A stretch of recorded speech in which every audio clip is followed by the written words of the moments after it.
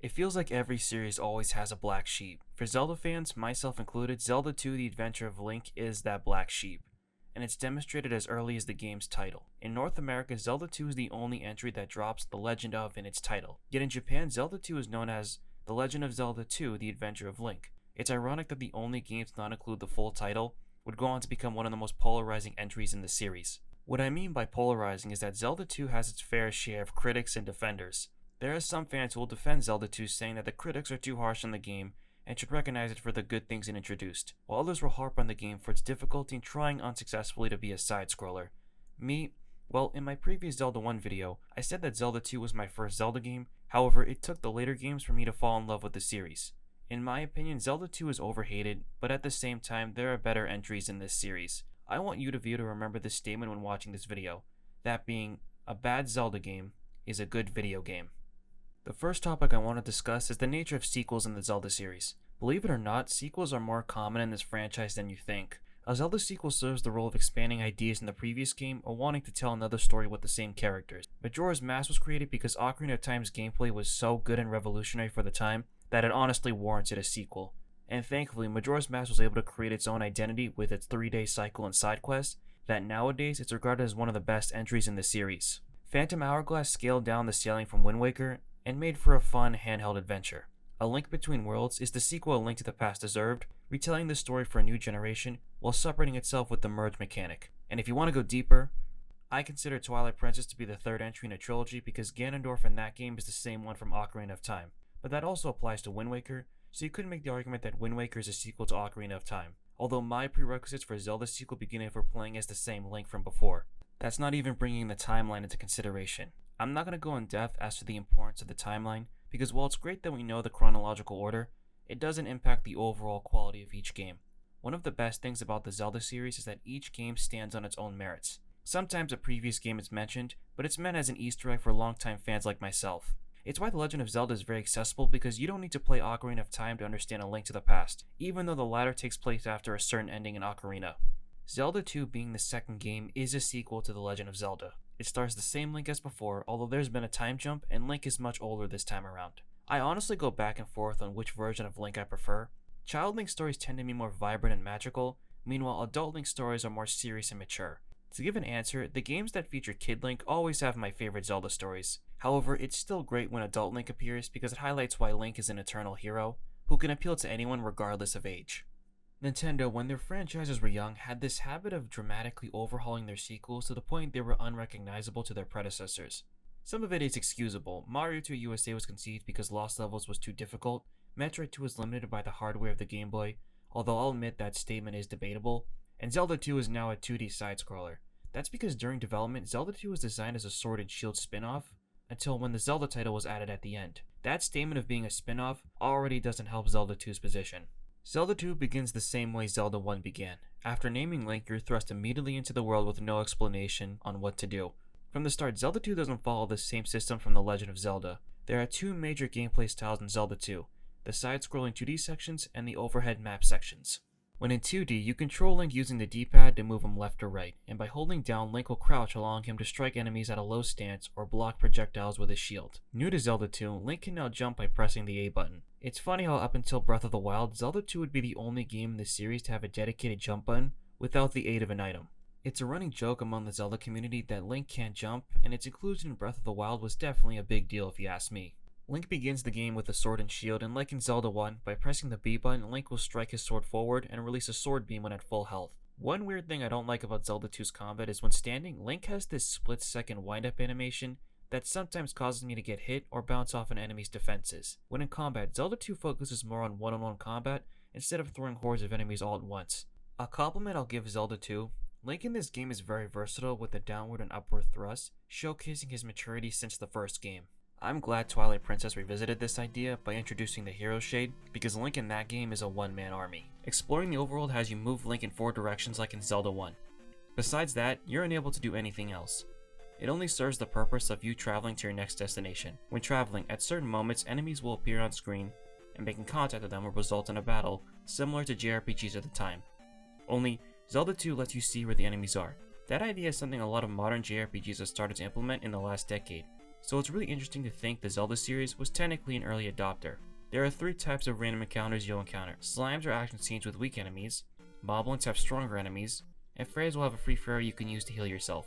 Action scenes will also change depending on what tile you're on, but if you stick to the roads, you'll be safe from enemies. A major change made to the gameplay is that Zelda 2 focuses heavily on its RPG mechanics. I'm talking about gaining experience points to level up Link's health, magic, and strength. Each stat has a specific threshold you need to reach before leveling it up, and experience points are gained by defeating enemies. There are also P-bags that can be found on the map, or be dropped by an enemy. Zelda 2 allows you to cancel a level up, that way you can hold on to your experience points for another stat. That doesn't mean it's perfect, because in reality, there's a clear progression to leveling up. If one stat is lower than the other, the game will nudge you into leveling that one next. I don't like this because when I play an RPG, I want to allocate stat upgrades at my own discretion. In the early game, leveling up is very easy because of the low requirements.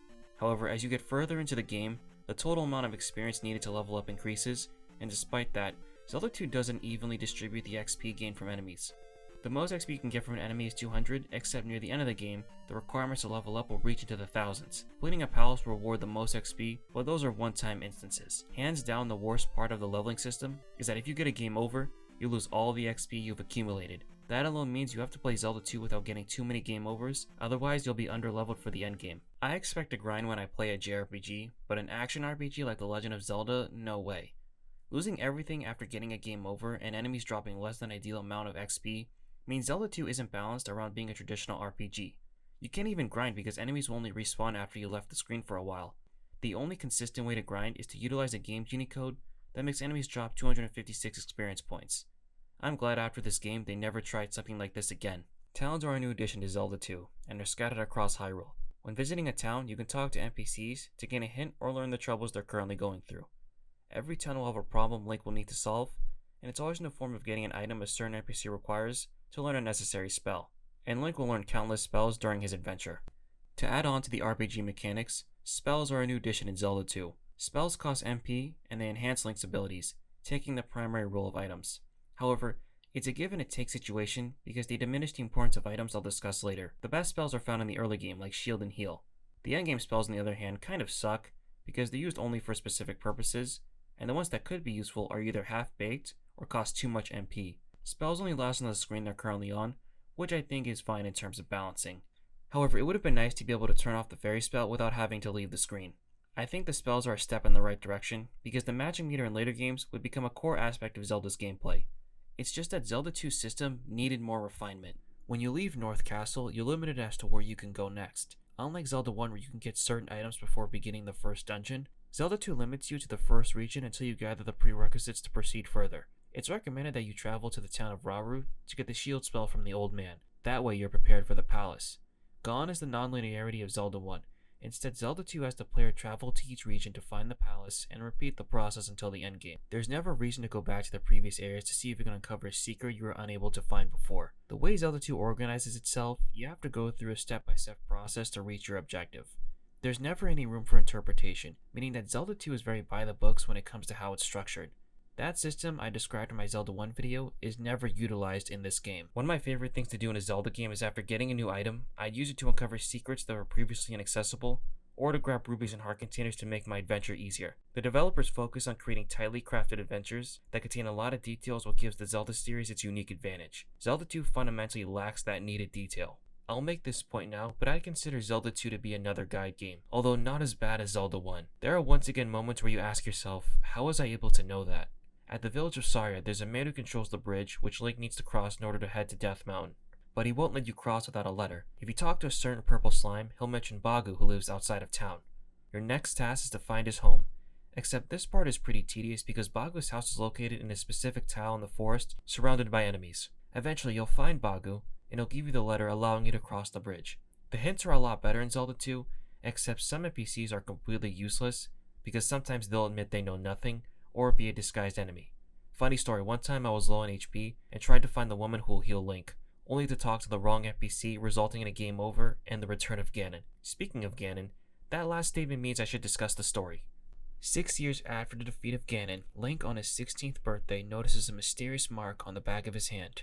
Seeking the assistance of Impa, Princess Zelda's nursemaid, she proceeds to tell Link the tragedy of Princess Zelda I. In the past, the King of Hyrule ruled the land with the aid of the Triforce.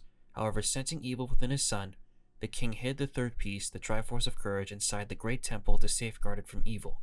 The king's son, after inheriting the throne, searched for the third piece. However, his attempts were futile until he discovered that his father imparted its location to his only daughter, Princess Zelda. Enraged, the prince used the powers of an evil magician to force the truth from his sister, and when she refused, the magician laid a sleeping spell on Princess Zelda, placing her into a deep sleep. While this is being told, the minions of Ganon mobilize, believing that by slaying Link and pouring his blood on their master's ashes, it will revive the Demon King. In order to break the curse upon Princess Zelda, Link must reunite the Triforce of Courage with its counterparts. Link is given 6 crystals from Impa that serve as keys to unlock the seal on the Great Palace. With a new adventure ahead, Link sets off on his most difficult quest to date. Zelda II's story introduces one of the series' main staples, the Triforce of Courage. What's interesting is that even though there were 2 pieces in Zelda 1, the reason it was called the Triforce was because the pieces Link gathered were triangle-shaped, meaning the full name was technically the Triangle Force.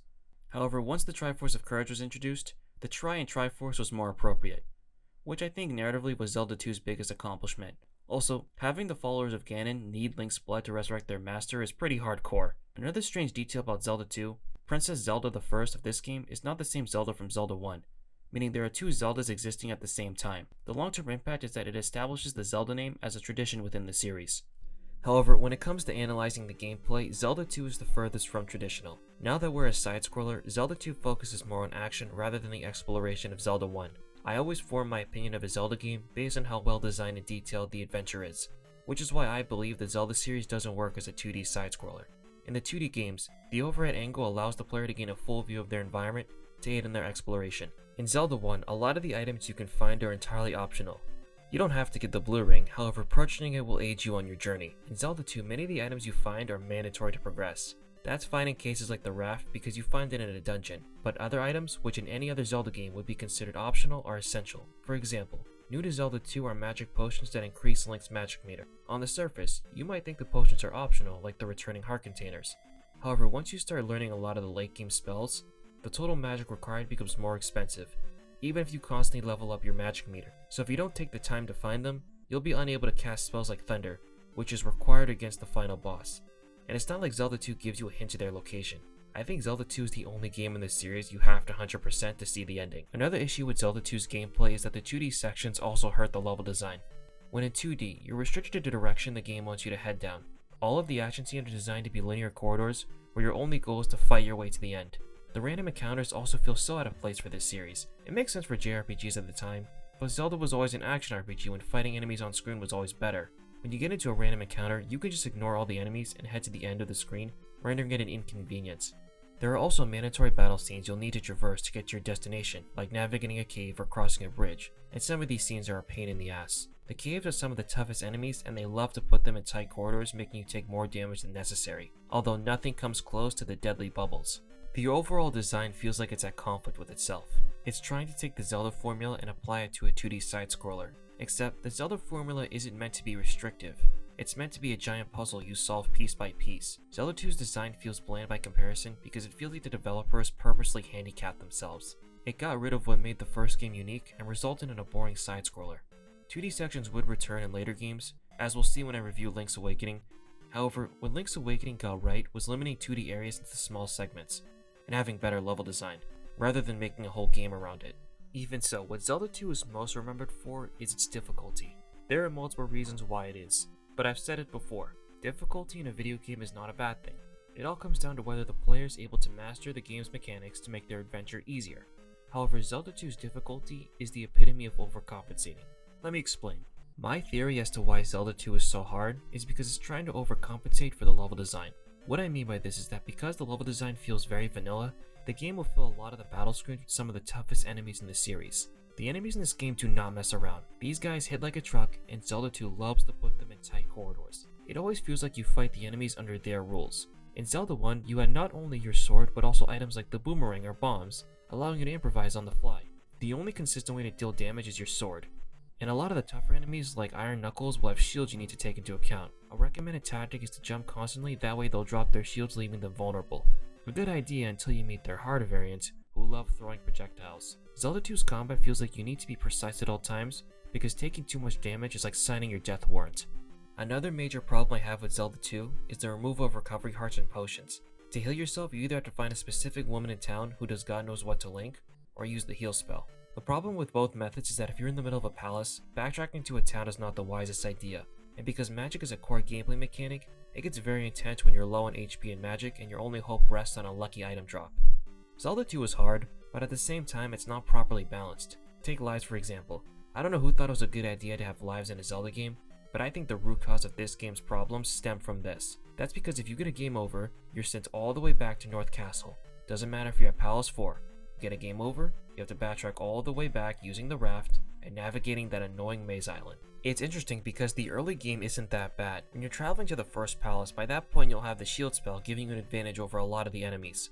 The first palace is very good at demonstrating how dungeons work in Zelda 2, because a lot of the enemies are very weak, and the bubbles are very useful to farm XP. It isn't until you're further in the palace the game will throw an iron knuckle at you as a way to test your skill, with the boss serving as the final test. All in all, the early game is very balanced to reflect the beginning of Link's adventure. However, once you get to Death Mountain, the difficulty takes a sudden hike. Death Mountain in this game is a gauntlet to get through because your stats are still pretty low, forcing you to be very conservative with your magic. And by the time you arrive at Lesser Hyrule, you'll be far away from a town. Death Mountain also introduces stronger variants of previously fought enemies. The red Daras do a lot of damage, and it's best to avoid them because Link's shield can't block their axes, or the red Goyas because you not only have to deal damage but avoid their boomerangs that circle around you. The difficulty goes from 0 to 10, then to 100 in the blink of an eye. Combined with the removal of recovery hearts and some of the worst dungeon design, there will definitely be times when you'll get frustrated at this game's difficulty. To reiterate what I've said, the reason Zelda 2 is remembered for being hard is because the difficulty has to be a stand-in for the level design. Zelda 2 is conquerable because remember, NES games were designed to be hard because they could be beaten in a short time span, so the developers needed a reason to extend the game time. However, in the case of Zelda 2, it's a game that needed to be better balanced to reach its full potential. I boldly stated a moment ago, Zelda 2 has the worst dungeon design. That's because once again, the side-scrolling limits the design of each dungeon. Although Zelda 2 does make improvements from Zelda 1, each dungeon once again follows the same formula of finding keys, the unique item, and battling the boss. The bosses I will say are much better because every dungeon now has a unique one. Zelda 2 now goes for a more Metroidvania style of dungeon design. There are still branching pathways, however it'll either be a dead end or a locked door that needs a key. One improvement made from Zelda 1, small keys are only found in dungeons and are only used in the ones they're located in. This makes the experience much more balanced in terms of its progression and allows the dungeons to have their own identity. However, what Metroid got right was that the levels were designed to prevent backtracking as much as possible and for items to be used when they're needed. For example, in the first palace, after heading down the elevator, you can either go left or right. However, going right only leads to a locked door, and by backtracking all the way to the left, you'll find the needed key. An inherent problem with that design mentality is that all the dungeons are long corridors that don't connect to one another. The elevators technically help with that, but the more I see them, the more I'm convinced I'm playing Metroid.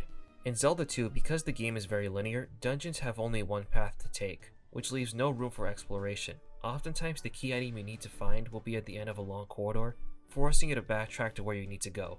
And sometimes you'll even find a key in the middle of a floor, which feels very lazy in retrospect. The backtracking is hands down one of my least favorite parts about the dungeons, that thankfully is corrected in the next game. Also, Zelda 2 completely removes the dungeon map and compass entirely. My guess as to why this was done was because of the linear design and because players would realize how simple the dungeons are. Despite that, a map should have been included because Zelda 2 loves putting hidden pathways that are oftentimes the way you need to go.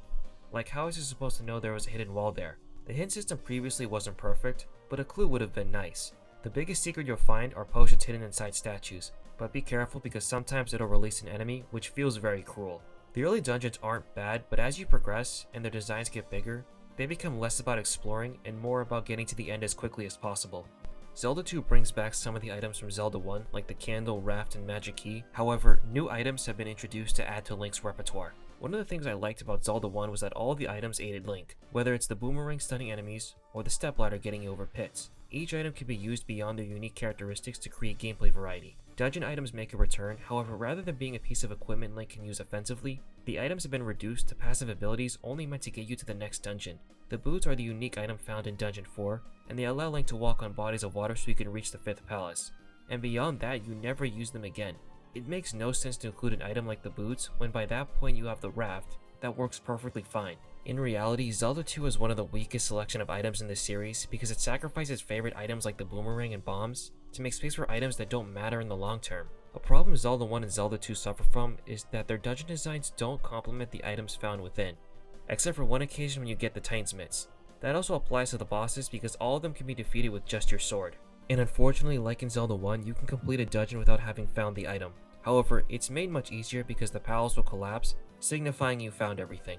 Zelda 2's dungeon design lacks the refinement A Link to the Past would master. The later dungeons love to use expensive spells like Fairy to reach your destination. In Palace 6, right before the boss, you have to fall down a hole and transform into a fairy to reach the platform. However, I didn't have enough magic to cast a spell, and on top of that, I couldn't find a red potion, so my only choice was to lose a life.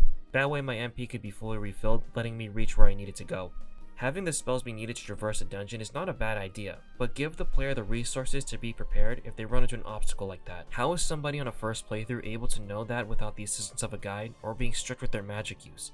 And it's not like you can buy a green potion at a shop. It demonstrates Zelda 2's fatal flaw in that it lacks the details needed to make the adventure a smooth experience. I know I've been very critical of this game. It feels like for every good thing I say, I follow it up with 2 bad things. I just feel like Zelda 2 is a game that needed more polish and depth to reach its full potential. Thankfully, mod developer Hoverbat did exactly that and created an enhanced version of Zelda 2, Zelda 2 PC Enhanced Edition. What you're seeing now is my first 2 hours with Zelda 2 PC, and to give my first impressions, I'm completely blown away. Zelda 2 PC introduces a lot of quality of life changes that make the experience more balanced than the original. For starters, when you enter a room, the first NPC you'll come across is a woman in a blue dress who can save your game. If you get a game over outside of a palace, you'll respawn at the town you last saved at, which negates backtracking. The same principle also applies to palaces, where you'll begin at the entrance. One thing I really appreciate about this version of Zelda 2 is that it removes the flashing death screen from the original, making it easier on the eyes. Rather than dreading the backtracking like before, I'm excited to hop back in and try again. Backgrounds have more detail than previously, with towns having trees and vines growing on buildings, and the backgrounds are now animated, which is a great attention to detail. It's incredible that Zelda 2 PC uses the same art style as the original, while at the same time adding new assets making it feel unique. One of my major complaints with Zelda 2 was the game didn't properly incorporate the Zelda formula to fit the 2D gameplay. The overworld wasn't designed to be properly explored because for the whole game, you're never given an incentive to backtrack to previous areas to see if you can uncover something you previously couldn't have. Hoverbat has taken the overworld and expanded it to the point where Zelda 2 PC feels like a fully fleshed out Zelda game. Once I immediately began the game, I found that North Castle was considerably expanded upon from the original because heading left rewarded me with a P-back, and I knew right then and there I'm playing a new game. There are a lot of new areas alongside old ones, which have been revamped to better reflect Zelda 2's gameplay. The cave where the idol is located has been changed to now require you to platform over reappearing disappearing blocks, like you're playing classic Mega Man. In the original, it was just a linear cave filled with enemies, but the new design actually complements Zelda 2 by blending action and platforming. One of my favorite new areas has to be the well at the town of Niboru, because instead of requiring the player to approach the fountain and give water to the lazy lady, you now have to unblock the well by navigating a mini dungeon that requires effective platforming and proper use of the downward thrusts. The items have also seen a vast improvement, with them becoming more important than previously. While not a big deal, I love how the candle illuminates the darkness, and by passing the torches, the room fully lights up. I stated a while back that the boots serve the only purpose of getting you to Palace 5, and while that's still the same, they allowed me to get a magic potion when I backtracked to Lesser Hyrule, showing that Zelda 2 PC incentivizes the player to revisit old areas to uncover secrets rather than being useful for only one occasion. Heart containers and magic potions have been rebalanced, requiring 3 in total to permanently increase. But given the way Zelda 2 PC expands upon the original, it feels warranted. The spells still function the same way they do, except the fairy spell has Link turn into a cuckoo, and when it's given to Link, the old man exclaims he messed up the spell and then he just runs away. Dungeons have also seen improvements, though not in terms of their level design. From what I've noticed, most of the dungeons are still the same, with some of the later ones getting minor revamps. Dungeon 1 has most of its rooms shrouded in darkness, with the only solution being to acquire the candle. A great idea because it allows the item to interact with the level design, a core aspect of dungeons in a Zelda game. What I'm talking about specifically is the inclusion of a map, because now I know where I'm going, thank God. A lot of the problems I have with the dungeons are still there, but that's a problem Zelda 2 faces as a whole. There's even a post-game that resolves a plot point Zelda 2 never answers, that being Ganon's minions still requiring Link's blood. I haven't reached that point yet, but that shows how far this mod goes to honor Zelda 2. The more I talk about this mod, the more I'm convinced to make a video about it. This is what I mean by the however in the video title. Zelda 2 PC is great for fans and critics of Zelda 2 who want to experience a version of the game that feels closer to what they expect in a Zelda game. I don't consider this version to be a replacement of the original, but a demonstration of how a fan game can enhance an otherwise polarizing entry in this series. You don't need an emulator to run Zelda 2 PC. It's an application you download and extract the files from. Definitely check this game out before it's too late, considering Nintendo's history with fan games. Credit goes to Hoverbat for creating a great mod for Zelda 2. With that being said, it's time we enter the Valley of Death and begin the Great Palace. Before beginning the appropriately named Valley of Death, there are some prerequisites you should take care of. Across the game, there are numerous Link dolls that add an extra life to Link's life count. It's highly recommended you get these before entering the valley, because getting to the Great Palace is more difficult than the actual dungeon. You also have to get the Thunder Spell from the Old Man of Kasuto, because it serves the same purpose as the Silver Arrows. When you enter the valley, you not only have to deal with random encounters, but also numerous battle scenes that are filled with red Garus and blue spirits, who by the way you can't see unless you get the cross from Palace 6. Make sure you're conservative with your magic, because at the end of the battle screen, you'll need the jump spell in order to reach a platform. But like what happened in Palace 6, I ran out of magic one time and was forced to lose a life. And moments like those make me appreciate green potions even more. I really feel bad for the player who forgot to get the cross, because taking damage from an enemy you can't see already adds to the difficulty of this area. The Valley of Death really is an amalgamation of repetitive level design and difficult enemies, a recipe for disaster on repeated playthroughs.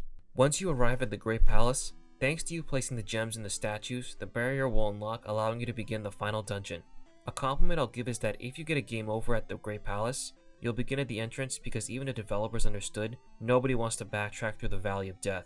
This is a palace I absolutely recommend you use a guide for, because without the aid of a map, you could easily get lost thanks to all the rooms looking the same. This dungeon, however, houses some of the toughest and most nimble enemies you'll encounter. These bird knights are very aggressive and love to jump around throwing knives and not leaving themselves vulnerable to attack. It's best you avoid these enemies because they'll waste your time and limited resources. There's a specific route that's recommended you follow, and you don't have to worry about exploring because the Great Palace doesn't have a unique item, so it's a matter of getting to the final boss. In the room before the final boss, you can head left and one of the blocks will have a red potion inside, but I got unlucky because a red bird was waiting inside. When you enter the boss chamber, the Great Palace's boss, Thunderbird, arrives, and you use the Thunder Spell to make the boss vulnerable to attacks, because otherwise he's invincible. After you cast Thunder, get shield and jump up as well because its fireballs hurt even with added defense. Meanwhile, the increased jump lets you reach Thunderbird when he's high up. His face is his weak point, and after dealing enough damage, Thunderbird is defeated and the path to the Triforce of Courage is opened. However, once at the chamber, the old man has one more test for Link: himself. Darkling serves as the true final boss of Zelda 2, and he's much more aggressive than Ganon was. Darkling is a one-on-one sword fight where you could fight him legitimately, or you could crouch in the corner and use that tactic instead. Regardless of how you beat him, Darkling would make his first appearance in Zelda 2, and his future appearances would serve as Link's shadow meant to test his courage. I always love when characters in fiction have to confront their shadow self because it's meant to serve as a reflection of the protagonist. Darkling being one of my favorite examples. But once you defeat him, the old man appears, rewarding Link with the Triforce of Courage. The scene then cuts to Link using the unified Triforce to awaken Princess Zelda, and after congratulating him, Link's adventure comes to an end. To summarize, Zelda 2 has the legacy of being the black sheep of the series. A lot of the gameplay mechanics feel like they were intended for another game, and when doing research on Zelda 2's development history, that statement turned out to be true. I said at the beginning of the video that a bad Zelda game is a good video game. That's because despite all the criticism I've said, Zelda 2 is not a bad game. It's just not a good Zelda game. Would I replay Zelda 2 enthusiastically? Hell no. There are way better choices in this series. But if I was called to do so, absolutely. Because I love the Zelda series. If anything, that tells you how consistently good The Legend of Zelda is. Definitely check out Zelda 2 PC if you haven't already. It's great for fans of Zelda 2 and for people who wanted more out of the base game. Another game worth checking out is Battle of Olympus, which was actually inspired from Zelda 2, only with a Greek mythology setting. And seeing this game only reminds me that we haven't seen a Kid Icarus game in 12 years. Anyway, that's all I have to say on Zelda 2. The next time I return to Zelda, it'll be the grandfather of the Zelda series, The Legend of Zelda: A Link to the Past, and I'm looking forward to playing this game. Either way, thank you for watching, and take care.